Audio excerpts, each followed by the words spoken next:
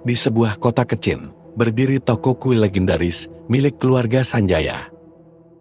Sanjaya menikah dengan Mutia, dan mereka dikaruniai 2 anak, Adil dan Sita. Toko kue ini adalah warisan keluarga yang sudah beroperasi turun-temurun dan kini dikelola Sanjaya serta Mutia. Dahulu, toko kue ini sangat terkenal dan selalu ramai pengunjung. Namun, persaingan ketat membuat jumlah pembeli perlahan menurun. Sanjaya berjuang keras untuk mempertahankan usahanya, dibantu oleh kedua anaknya yang selalu sigap membantu setelah pulang sekolah. Namun, ada desas-desus beredar bahwa toko kue tersebut menggunakan bahan yang tidak layak. Fitnah ini menyebar dan semakin merusak reputasi toko. Suatu hari, seorang pria asing datang ke toko dan tampak kebingungan. Adil yang bekerja di sana mencoba menawarkan roti, namun pria itu justru memberikan kaset sambil berpesan bahwa itu adalah rekaman misterius dari masa lalu seseorang. Pria tersebut juga memperingatkan Adil untuk tidak keluar dari toko karena ada bahaya mengintai. Sementara itu, Sita yang bertugas di kasir memperhatikan seorang pria yang mencurigakan mendekati laci kasir. Sita langsung memberitahukan ayahnya bahwa ada orang yang berusaha mengambil uang di kasir.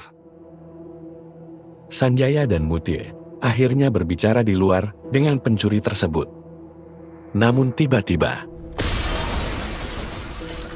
insiden tersebut membuat Sanjaya dan Mutia menghilang tanpa jejak, mengejutkan Adil dan Sita.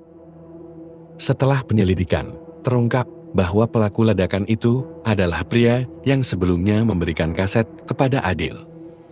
Meski Adil mengetahui bahwa insiden ini akan terjadi, ia tak mampu menghentikannya. Adil merasa tertekan setelah kejadian tersebut, terutama karena ia masih menyimpan kaset misterius yang diberikan oleh pria tersebut. Sita meminta agar Adil tidak membicarakan kaset tersebut kepada orang lain selain Sita. Setelah tragedi itu, paman mereka memutuskan untuk memasukkan Adil dan Sita ke pesantren. Walaupun Sita tidak ingin tinggal di sana, ia terpaksa menerima keputusan tersebut. Suatu hari, seorang guru membahas tentang kehidupan setelah mati yang kembali menggugah trauma Sita. Terjadilah diskusi yang penuh emosi antara Sita dan gurunya. Sejak saat itu, Sita mulai merasa semakin jauh dari keyakinannya dan tidak lagi nyaman tinggal di pesantren. Sita dan Adil merencanakan pelarian dari pesantren yang dikelilingi oleh hutan lebat. Hanya ada 2 jalan keluar, yaitu pintu depan dan terowongan tua yang jarang disentuh orang, karena dikabarkan berhantu. Konon, roh yang tidak tenang mendiami terowongan itu, membuat siapapun yang masuk merasa ketakutan.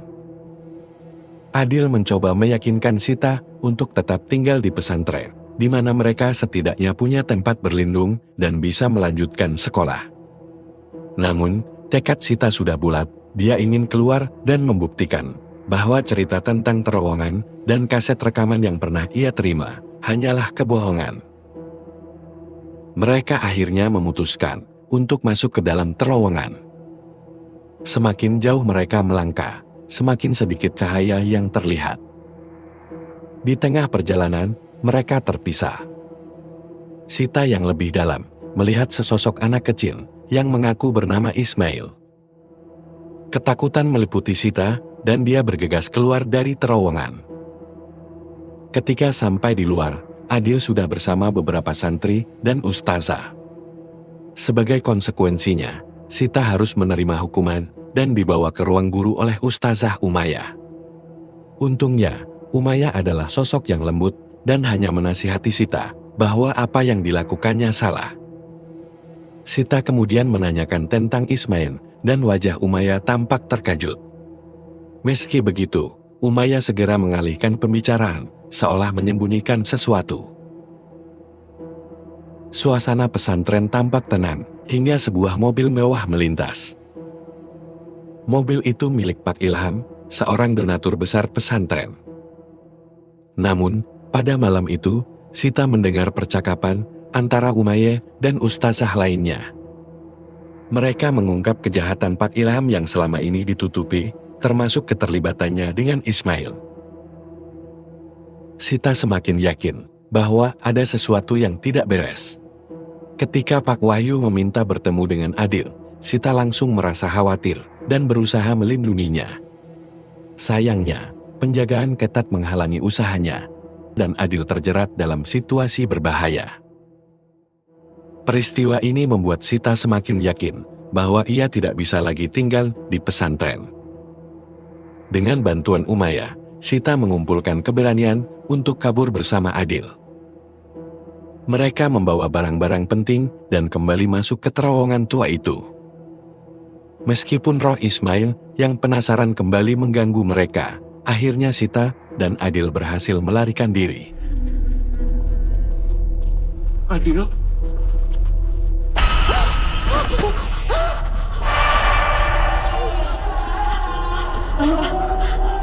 Tahun demi tahun berlalu, Sita dan Adil sudah tumbuh dewasa. Sita kini bekerja di panti jompo, merawat para lansia dengan penuh kasih sayang. Sementara Adil bekerja di bidang layanan pemakaman. Salah satu penghuni panti, Pak Wahyu, sangat dekat dengan Sita, bahkan menganggapnya seperti anak sendiri. Namun, di balik kedekatan itu, ada niat yang belum terungkap, yang tampaknya sedang dipersiapkan oleh Sita. Sita selalu penasaran dengan misteri suara-suara aneh dari sebuah rekaman tua yang ia temukan. Rekaman itu kabarnya berasal dari kuburan seseorang, dan tak tahu mengapa, suara tersebut terus membuatnya penasaran. Rasa ingin tahunya semakin membara, apakah benar ada kehidupan setelah kematian, ataukah semua hanya cerita yang diceritakan dari mulut ke mulut. Mereka beberapa kali mencoba menggunakan alat perekam di sekitar kuburan, mencoba menangkap fenomena aneh, namun hasilnya selalu nihil.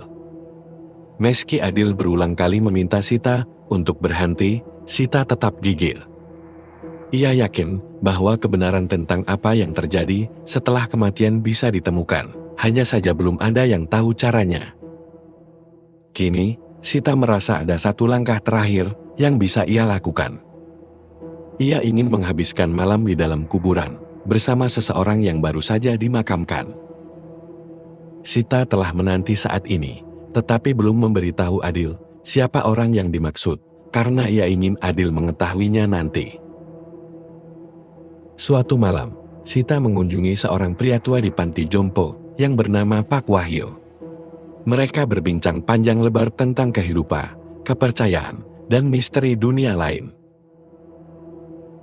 Pak Wahyu, seorang pria yang selama hidupnya cukup skeptis, berpendapat bahwa setelah kematian, semuanya berakhir. Tak ada yang lebih, tak ada yang kurang. Namun, sepanjang hidupnya, Pak Wahyu juga menyimpan rahasia besar, sebuah masa lalu kelam yang ia sembunyikan di balik penampilannya yang tenang. Sita dengan tenang mengungkap bahwa ia mengetahui masa lalu Pak Wahyu, termasuk rahasia yang selama ini tersembunyi.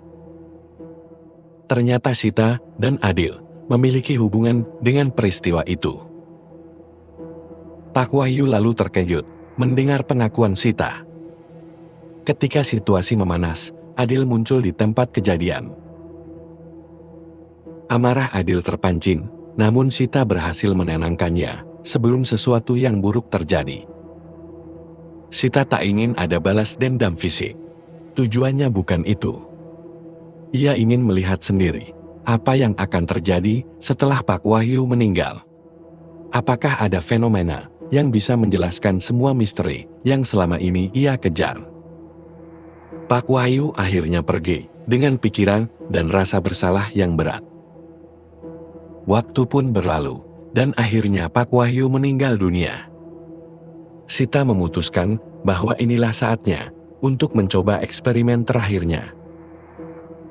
Dia akan bermalam di kuburan Pak Wahyu, dilengkapi dengan kamera, untuk merekam segala sesuatu yang mungkin terjadi. Dengan peralatan yang sederhana, dan hanya satu lubang udara untuk bernapas, Sita bersiap menghadapi malam yang penuh ketegangan. Sita merasakan ketegangan saat malam semakin larut di dalam kuburan yang sunyi. Meski tubuhnya gemetar, dia mencoba tidur dan membiarkan kameranya terus merekam. Singkat cerita, Sita telah mencapai tujuannya dan memperoleh sesuatu yang ia cari. Sita merencanakan untuk membawa rekaman itu ke sebuah acara talk show di stasiun TV, berharap dapat membeberkan hasil investigasinya kepada publik. Kebetulan, anak dari salah satu pasien lansia yang dia rawat adalah seorang presenter acara tersebut. Dengan bantuan sang ayah, Sita berhasil diundang ke acara itu. Di depan kamera, Sita dengan berani mengungkapkan bahwa ia pernah bermalam di dalam kuburan selama 1 malam penuh. Ia mengaku tidak menyaksikan pengalaman yang mengejutkan terjadi di sana. Kesimpulannya, Sita menyatakan bahwa apa yang selama ini dibicarakan orang hanyalah mitos. Namun, ketika dia hendak menunjukkan bukti rekamannya, sesuatu yang mengejutkan terjadi. Kartu memori yang ia bawa ternyata berbeda. Penonton kecewa, dan Sita pun marah kepada Adil. Ternyata, Adil telah menukar kartu memorinya. Dalam konfrontasi mereka, Adil mencoba menyadarkan Sita bahwa apa yang ia lakukan selama ini hanya demi kepuasan pribadi, bukan untuk tujuan mulia. Meski merasa tersinggung, Sita mulai merenungkan perkataan Adil. Setelah kematian Pak Wahyu, hal-hal aneh mulai menghantui Sita. Ia kerap mendengar suara yang memanggil namanya, seolah berasal dari sosok yang sudah tiada. Kadang-kadang, Sita bahkan melihat bayangan misterius yang mengintainya.